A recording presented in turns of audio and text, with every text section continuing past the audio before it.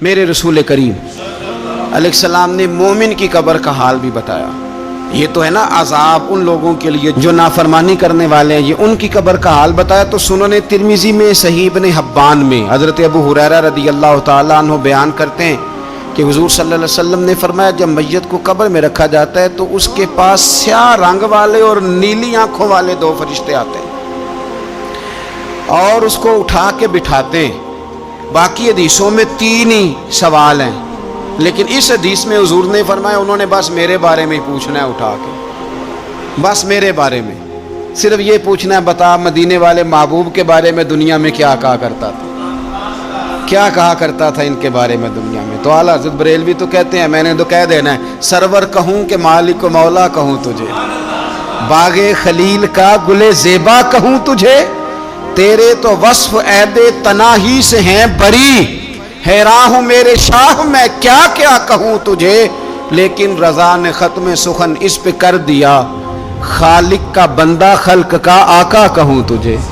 اور پیر میر علی شاہ صاحب کہتے ہیں میں نے وہاں یہ کہنا ہے کہ مکھ چند بدر شاہ شانی ہے تے متھ چمک دی لاٹ نورانی ہے, کالی زلف تے اکھ مستانی ہے, مخمور اکھی ہیں مد بریاں سبحان اللہ, ما اجمل کا ما اکمل کا ما احسن کا تے کتھے مہر علی کتھے تیری ثنا, مشتاق اکھیں کتھے جاڑی.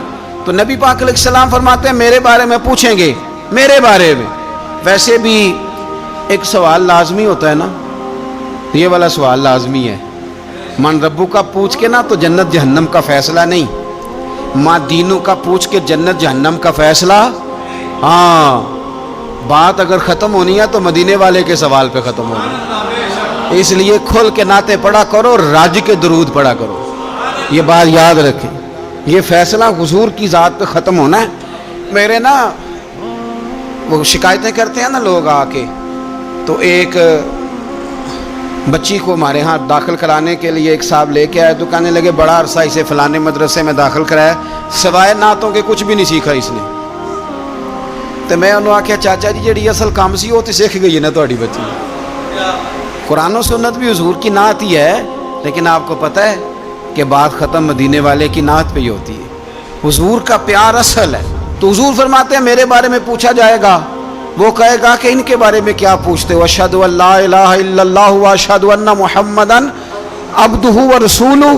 تو فرماتے ہیں پھر اسے نا ایک طرف کھڑکی کھولی جائے گی تو جہنم کا دروازہ دکھایا جائے گا, اور اسے کہا جائے گا اگر تو سوالوں کے صحیح جواب نہ دیتا تو دوزخ میں جاتا, لیکن اب تو نے صحیح جواب دیے ہیں. تو حضور فرماتے ہیں اس کی قبر 70 گز چوڑی اور 70 گز لمبی کر دی جائے گی.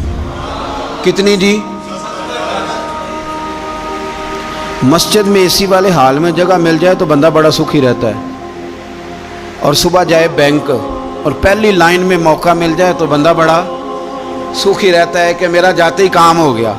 او خدا کے بندے, قبر بندے کی قبر, مکان اچھی سوسائٹی میں اچھا خستہ اور سستا مل جائے تو بندہ کہتا ہے کہ سودا بڑا بھارے دا لب گیا, بھائی بڑا کمال ہو گیا, مزہ نہیں آ گیا. قبر 70 گز لمبی اور 70 گز چوڑی. اور یہ ترمذی شریف پڑھ رہا ہوں, بڑی مزیدار حدیث.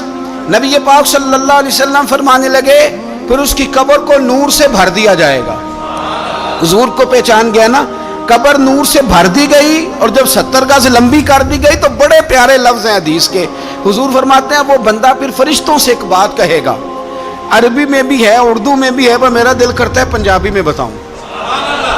وہ نا فرشتوں سے وہ بندہ کہتا ہے جب قبر ہو گئی نا 70 گز لمبی 70 گز چوڑی اور نور سے بھر گئی, قربان جائیں.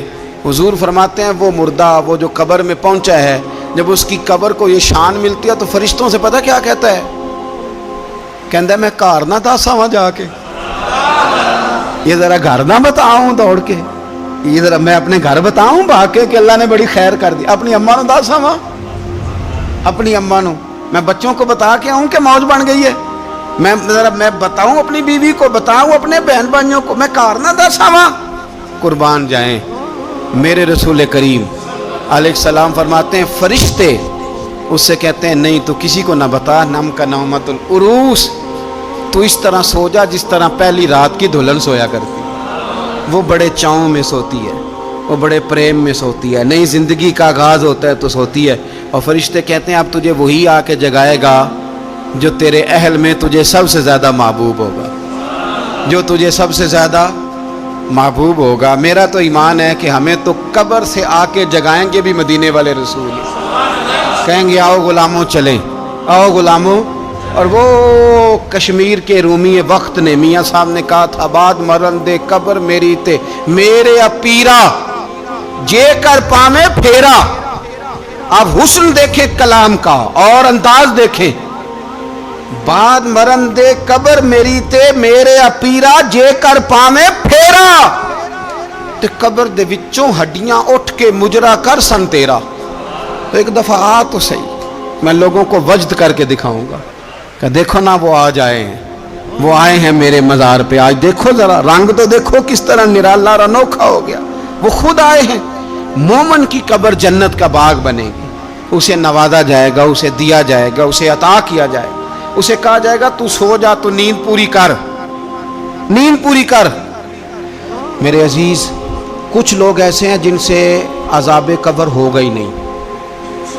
میرے رسول کریم صلی اللہ تعالی علیہ وسلم نے ارشاد فرمایا کہ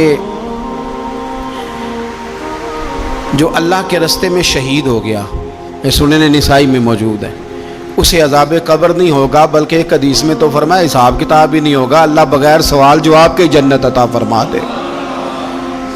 کچھ لوگوں کو نا لوگوں کی بخشش پہ بھی مسئلہ ہی بنتا ہے کہ کوئی بخشا نہ جائے۔ اور ایک صاحب کہہ رہے تھے جی یہ کیا معاملہ ہے کہ جمعے کو بندہ مر گیا یا فلانا ہو گیا تو اس سے حساب کتاب نہیں ہوگا، اتنے اتنے بڑے جرم لوگوں نے کتنے اتنے پاپ، اور جمعے کو مر گیا تو بخشا جائے گا۔ تو میں نے کہا جرموں کا بھی اسے حساب اللہ لے لے گا، لیکن میاں حساب کتاب کی ڈیوٹی نہ اللہ کی ہے تو بہتر یہ ہے کہ اسی کے ہاتھ میں رہے، تو نہ اپنے ہاتھ میں لینے کی کوشش کر۔ سنن ترمذی کی حدیث۔ ہمیں پتہ نہیں کیا مصیبت ہے، ہمیں پتہ نہیں کیا مسئلہ ہے۔ ایک جنازے سے میں نکلا، آپ یقین کریں کبھی کبھی کلیجہ پھٹ جاتا ہے۔ میں ایک جنازے سے نکلا تو میرے ساتھ ایک بندہ جنازہ پڑھ کے نکلا تو کہنے لگا جی پیر صاحب دیکھیں آج کتنی دنیا آئی ہے، حالانکہ یہ بندہ اس طرح کا تھا، اس طرح کا تھا، اس طرح کا تھا۔